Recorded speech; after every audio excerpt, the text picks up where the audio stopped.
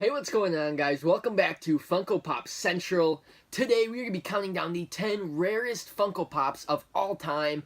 I don't have any of these in my personal collection because the number 10 is still well over $3,000, or I think actually right at $3,000. So these Pops are super expensive. The first 8 are Freddy Funkos. If you don't know what Freddy Funko is, this is him right here. He's basically the mascot of Funko, and he's just this little redhead kid with a crown on his head usually. And what they'll do for San Diego Comic-Con Fun Days, which is just this huge thing. It's super hard to get into. Basically, the average collector will never get to go to Fun Days. So, what they do is they'll take Freddy Funko and they'll take a character like, let's say, Batman, and they'll morph them together into one pop, and it'll look really cool, and they do it for a bunch of different characters every year, and usually they're super limited, super hard to get, and that's why they're so expensive. So, the first 8 on this list are Freddy Funkos, and then the last 2 are regular pops, just regular characters, nothing to do with Freddy Funko. So that's actually pretty cool that the top 2 are not Freddy Funkos, but I always watch these videos and they always exclude Freddy Funko, and I feel like we don't have a solid list of pops with Freddy Funko in it, the top 10. So that's what we're doing today. I hope you enjoy it. Leave a like if you did, because this video actually took a lot of research,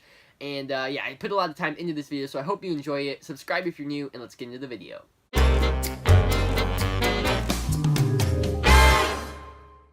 So guys, basically how I got these numbers and these estimates and everything is actually Pop Price Guide.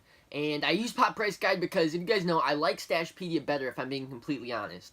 But Stashpedia is just a little too new. They don't have all the data that Pop Price Guide has, because Pop Price Guide has been around for a long time. So Stashpedia just, basically for all these pops, Stashpedia has a $0 value on these pops. So it's almost impossible to get their value from Stashpedia. So I had to use Pop Price Guide just because they have so many more entries of these rare pops, just because they've been around for so long. So that's why we're using Pop Price Guide today. So that's where I got most of this information. But there's not really like a set database where it shows you the 10 rare, or the 10 most expensive pops in order. Like, there's just no list. It just doesn't do that. So basically what you have to do is add every single pop to your collection or want list, and then sort them by value in a spreadsheet. So it does take a lot of work. I spent about 4 hours doing that on Pop Price Guide, so it wasn't easy. But let's get into number 10.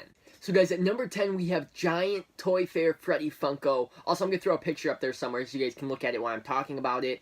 So this thing was exclusive to Toy Fair in 2013, and they only made 12 of these. So that's why it's so rare, because only 12 of them in the world. Plus, if there's a few that got lost or something like that, then there's even less of them. So this thing comes in at $3,000, guys, and this is the least expensive on this list. So guys, coming in at number 9, we have glow-in-the-dark Buzz Lightyear Freddy Funko. So this is kind of what I was talking about at the beginning of the video. They mashed 2 characters together, and it's really cool. This one happens to be Buzz Lightyear, and it's glow-in-the-dark, which is super cool.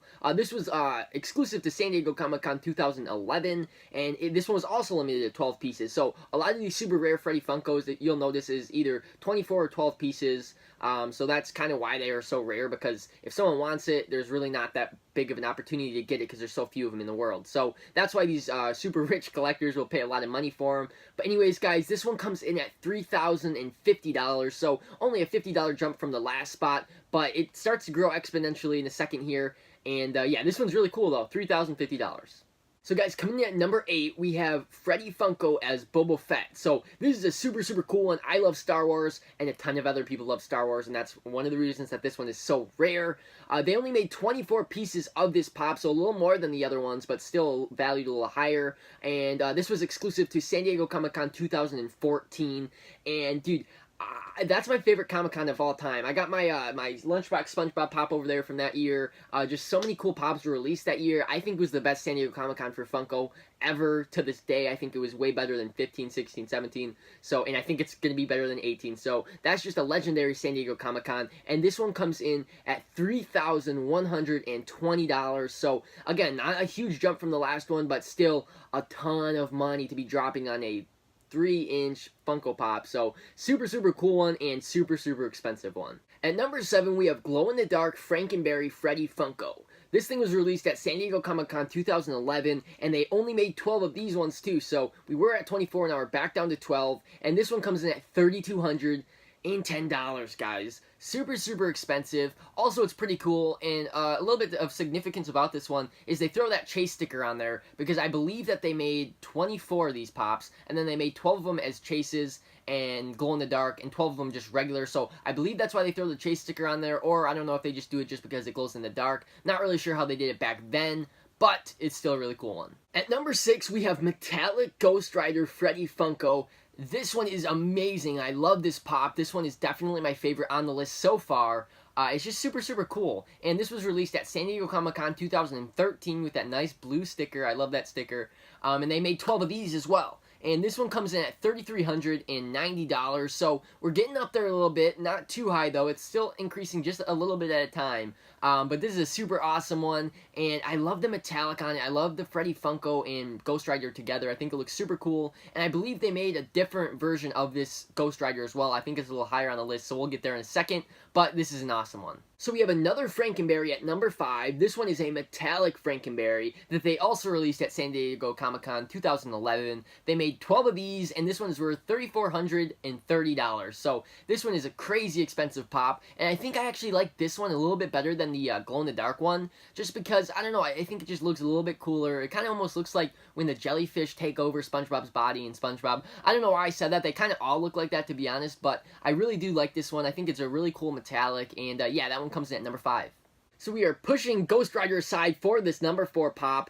This one is so, so cool. It is a metallic Tony Stark Freddy Funko. So this one is super, super rare. It was limited to 12 pieces in San Diego Comic-Con 2012. So was that like 6 years ago, which is insane to think about. I wish I was collecting back then so I could try and get some of these pops for like $100, because I bet it was, at one point, I bet it wasn't that expensive because pops weren't that big yet. So this one comes in at $3,500, guys. Insane. That's like a mortgage payment for a super, super nice house. So this one is super cool. I like this one way better than the Ghost Rider. It has a nice metallic on it, and it almost looks like it's could just be Tony Stark, but it's Freddy Funko too. You gotta give him some credit. So that one comes in at number 4. At number 3, we have the last Freddy Funko on the list, and then we move into just regularly licensed pops. So that's really awesome. So, at number 3, this pop came out in 2011 at San Diego Comic-Con, and it is the metallic Count Chocula. So, they did this with all the cereal ad icons, if I'm not mistaken. Count Chocula, Boo Berry, and Frankenberry. So, they made a metallic one and a glow-in-the-dark one and released them at 2011 San Diego Comic-Con. So, I guess that's pretty cool, but we don't really see Boo Berry on this list. So, I don't know if people just don't like him as much or what happened there. Or maybe he just hasn't gotten sold yet, and he could be worth more than all of these. Anyways, guys, this one comes in at $3,550, which is crazy. These last 2 pops jump it up a little high, and then the last one just jumps up way high to, I won't spoil it yet, but super cool in here. I love the metallic on this one. The brown metallic looks really, really cool. But anyways, that is number 3. So at number 2, we have Clown Dumbo, and this is my favorite pop on this entire list because it's just a regularly licensed Disney pop. There's no Freddy Funko attached to it. It wasn't made by Strictly Funko. You know, they worked with Disney on this one, so it's super cool. It came out San Diego Comic-Con 2013, and this is actually the largest edition size on this entire list with 48 of these pops printed. So not a bad print size for being so expensive. Like, you would think that the more pops they made of this certain one, that it would be less expensive, but that's not the case with this pop. I mean, still 48 is a super small number, so that's why it's so expensive, but at the same time, if they would have made 12 of them, I wonder how expensive this guy would be. Anyways, this pop is $4,210, which is insane. This pop actually went up like $2,000 recently over the past few months. I've been watching this one, and it went from like $2,000 all the way up to $4,000 because I think someone sold it for like $6,000, I think the sale was for, so that's insane, but obviously it's not worth $6,000 because that's only one sale. Anyways, guys, let's move on to number 1. At number 1, we have the glow-in-the-dark Chase Clockwork Orange Funko Pop.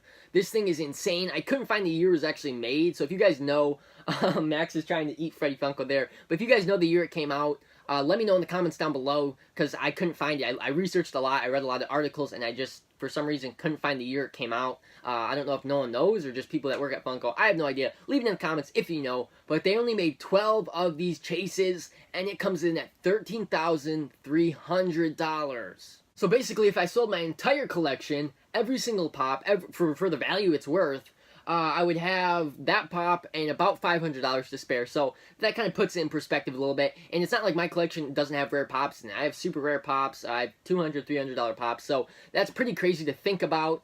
So yeah, the story behind this pop is the old CEO of Funko, the first one, before he sold it. If you watch the Making Fun movie, you know who I'm talking about. He's the chief of fun.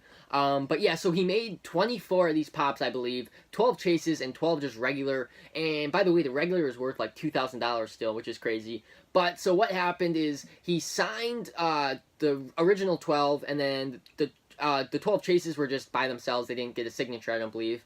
And what happened was they actually like lost the license for the pop, so that they weren't allowed to ship them to stores or anything. So he basically just gave them to friends and family, and then I guess the only way to get them is if his friends and family sold them, which is kind of like, why would you sell it? But if you don't really know if it's worth anything, you could just sell it for like $100 to your friend or something, and then that's how the rarity begins, because you really can't find this pop. Like, if you see a listing for this pop, that's super rare, because it's either fake or the person has been collecting a long time and somehow got their hands on this box. So, also, another thing about it, it's been around for so long. I believe this is one of the first pops ever made. There's going to be some damaged boxes out there. Like, the old CEO, let's say he gives it to his son because he doesn't think it's ever going to be worth anything, and his son tears the box apart, ruins the figure. It's like, okay, there's one down, now there's 11, and now there's 10, 9, 8. So there's probably not many of these things left, which is why it is so rare. That's pretty much going to do it for the video, guys. Leave a like if you enjoyed it. Subscribe if you're new. Let me know down below if you could have any of these 10 pops, which one would you choose? And also let me know if you guys enjoyed these types of videos. I can make more of them. Just let me know topics down below. I really enjoyed making it. I like doing research and stuff like that. So it was pretty fun to make this video. I just hope you guys enjoyed it. Anyways, I'll see you next time.